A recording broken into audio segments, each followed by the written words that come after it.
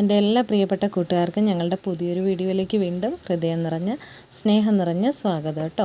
നമ്മൾ തയ്യാറാക്കാൻ വേണ്ടി പോകുന്നത് ഒരു വാളാരിപ്പയർ തോരനാണ് കേട്ടോ.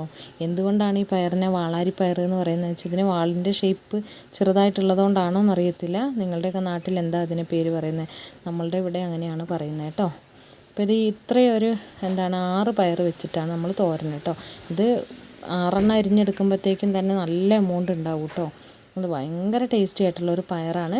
കണ്ടമാനം ഒരു തൈ നട്ടാൽ തന്നെ അതിൽ ധാരാളം പയറുണ്ടാവുകയും ചെയ്യുന്ന കൊലകൊലയായിട്ട് കായ്ക്കുന്ന ഒരു പ്രത്യേക തരം പയറാണ് കേട്ടോ. നല്ല ടേസ്റ്റാണ് കഴിക്കാൻ. ഇത് പയറായിട്ട് ഈ ഒരു പ്രായത്തിൽ നമുക്ക് പയറായിട്ട് അരിഞ്ഞിട്ട് തോരൻ വയ്ക്കാം. ഒട്ടും മൂക്കാതെയാണ് പറിച്ചെടുത്തിട്ട് തോരൻ വയ്ക്കേണ്ടത് കേട്ടോ. മൂത്താൽ പറ്റില്ല. പിന്നെ അതുപോലെ തന്നെ ഇത് നന്നായി മൂത്ത് കഴിഞ്ഞിട്ടുണ്ടെങ്കിൽ അതിൻ്റെ ഉള്ളിലുള്ള സീഡ് മാത്രം എടുത്തിട്ട് നമുക്ക് തോരൻ വയ്ക്കാം കേട്ടോ. അങ്ങനെ നല്ല ഒരുപാട് ഔഷധ ഗുണമുള്ള നല്ലൊരു പയറാണ്. അപ്പോൾ ഇത് ഇതുപോലെ നീളത്തിൽ, ഇത് കണ്ടില്ലേ, ഇതുപോലെ നീളത്തിലരിഞ്ഞാൽ നോക്കി അതിനൊരു പ്രത്യേക ഒരു ഷേപ്പ് കണ്ടില്ലേ. അതിപ്പോൾ നിങ്ങൾക്കിത് കാണുമ്പോൾ മനസ്സിലാവുന്നുണ്ട് ഇത് എത്രത്തോളം പിഞ്ചാണ്. അതിൻ്റെ ഉള്ളിലുള്ള സീഡ് നോക്കി, വളരെ ചെറിയ സീഡാണ്. നമുക്ക് ഈ അരിഞ്ഞ് വെച്ചതിൽ തന്നെ അതിൻ്റെ സീഡ് കാണാൻ പറ്റുന്നുണ്ട്. വളരെ പിഞ്ചാണ്. പക്ഷേ ഈ ഒരു പ്രായം കഴിഞ്ഞിട്ടുണ്ടെങ്കിൽ ഇത് തോരൻ വെക്കാനായിട്ട് പറ്റില്ല കേട്ടോ. അപ്പോൾ ഇത് ഞങ്ങൾ ഇതുപോലെ ഒന്ന് അരിഞ്ഞെടുക്കുവാണ്. നല്ല ഭംഗിയാണ് കാണാം. പക്ഷേ കഴിക്കാനും അതേ അതിഗംഭീരമായിട്ടുള്ള ടേസ്റ്റാണ് കേട്ടോ. പിന്നെ ഇത് എല്ലാം മൊത്തം പയറൊന്ന് ഇതുപോലെ അരിഞ്ഞെടുക്കുക. നമ്മൾ വിചാരിക്കുന്ന പോലെ ഒത്തിരി അധികം അരിഞ്ഞെടുത്താൽ ഒന്നും നമുക്ക് എന്താ പറയുക, അത്രയൊന്നും എമൗണ്ട് വേണ്ട നമുക്ക്. ഇത് കണ്ടില്ല, അതിൻ്റെ ഉള്ളിൽ സീഡ് നോക്കി അത്രയും ചെറുതാണ് കേട്ടോ. അപ്പോൾ അത് മൂത്ത് കഴിയുമ്പോൾ നമുക്ക് സീഡ് നല്ല വലിപ്പം വരും. അപ്പോൾ അത് സീഡ് മാത്രമായിട്ട് നമുക്ക് തോരൻ വയ്ക്കാനായിട്ട് പറ്റും. ഇത് കണ്ടോ. അപ്പോൾ ഇത്രയും അരിഞ്ഞപ്പോൾ തന്നെ വലിയൊരു പ്ലേറ്റിൽ അത്യാവശ്യം നല്ല എമൗണ്ട് ഉണ്ട്. അപ്പോൾ അതുകൊണ്ട് തന്നെ 2 എടുത്ത് മാറ്റി വയ്ക്കുകയാണ് കേട്ടോ. അത്രയൊന്നും നമുക്ക് ആവശ്യമില്ല, അതുകൊണ്ടാണ്. അപ്പോൾ അതേ ഈ ഒരു പയർ ഞാൻ ഇങ്ങനെയൊന്ന് അരിഞ്ഞെടുത്തിട്ടുണ്ട്. പിന്നെ ഇതിലേക്ക് നമുക്ക് കുറച്ച് സവോളയൊന്ന് പൊടിയായിട്ട് അരിഞ്ഞെടുക്കണം. അതുപോലെ തന്നെ കടുക് വറക്കാൻ വേണ്ടിയിട്ട് നമുക്ക് ചെറിയുള്ളി വേണം. അതുപോലെ കറിവേപ്പില വേണം. പിന്നെ ഇതിലേക്ക് ഒരു അരപ്പ് തയ്യാറാക്കണം. ഒരു ചതച്ചിടണം, ഒന്ന് ക്രഷ് ചെയ്തിട്ടിടണം. അതിന് വേണ്ടിയിട്ട് ഒരു അരമുറി തേങ്ങ, ആവശ്യത്തിന് നമ്മളുടെ എരിവിന് ആവശ്യത്തിനുള്ള പച്ചമുളക്, അതുപോലെ തന്നെ വെളുത്തുള്ളി, ചുവന്നുള്ളി വേണം. പിന്നെ ഒരു 1/4 ടീസ്പൂൺ അളവിൽ ഇതിൻ്റെ രുചി നല്ല ഗംഭീര രുചിയാണ് ഈ പയറിന് തന്നെ കേട്ടോ. പിന്നെ ഒന്നും കൂടി നമ്മളൊരു പൊടിക്കൈയും കൂടി ചെയ്യുന്നത് ഇതിലേക്ക് വെളുത്തുള്ളിയും ഒക്കെ ഒന്ന് ചേർത്ത് കൊടുക്കുകയാണ്. പിന്നെ അതിൻ്റെ കൂടെ തന്നെ ഒരു 1/4 ടീസ്പൂണിലും കുറവ് ചെറിയ ജീരകം, വലിയ ജീരകം അല്ല കേട്ടോ, ചെറിയ ജീരകം കൂടി നമ്മൾ ഇട്ട് കൊടുക്കുകയാണ് കേട്ടോ. ഇനി ഇത് നന്നായിട്ടൊന്ന് ക്രഷ് ചെയ്ത് കൊണ്ടുവരണം. പച്ചമുളകും തേങ്ങയും ഈ ഒരു ജീരകവും മഞ്ഞൾപ്പൊടി ചെറിയുള്ളിയും വെളുത്തുള്ളിയും കൂടി കേട്ടോ. ഇത് നന്നായിട്ട് ക്രഷ് ചെയ്ത് കൊണ്ടുവന്നതിന് ശേഷം നമ്മൾ തോരൻ വെക്കാൻ ഉപയോഗിക്കുന്ന പാത്രം ഏതാണോ അതെടുത്ത് നമ്മൾ അടുപ്പത്ത് വെച്ച് കൊടുക്കുക. നന്നായിട്ട് കത്തിക്കുക.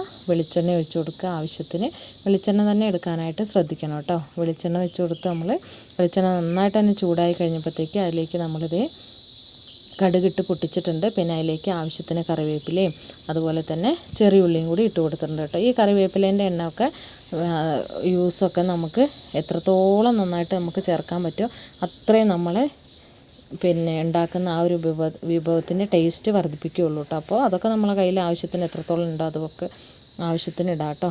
പിന്നെ നമ്മൾ ചെറിയുള്ളി നന്നായിട്ടൊന്ന് മൂത്ത് വന്നപ്പോഴത്തേക്ക് അതിലേക്ക് നമ്മൾ പൊടിയായിട്ട് കട്ട് ചെയ്ത് വെച്ചിരിക്കുന്ന സവോള ഇട്ട് കൊടുത്തിട്ടുണ്ട് കേട്ടോ. ഇനി ഈ സവോള ഈ ഒരു എണ്ണയിൽ കിടന്നിട്ട് നന്നായിട്ട് വഴണ്ട് വരട്ടെ. ഒരു 1/4 ടീസ്പൂൺ അളവിൽ ഉപ്പും കൂടി ചേർത്ത് കൊടുക്കുകയാണെങ്കിൽ അത് പെട്ടെന്ന് വഴണ്ട് വരും കേട്ടോ. ഇപ്പോൾ തന്നെ കണ്ടില്ലേ, നല്ലൊരു ഗോൾഡൻ ഷെയ്ഡ് വന്നിട്ടുണ്ട്. ഇത് കണ്ടോ.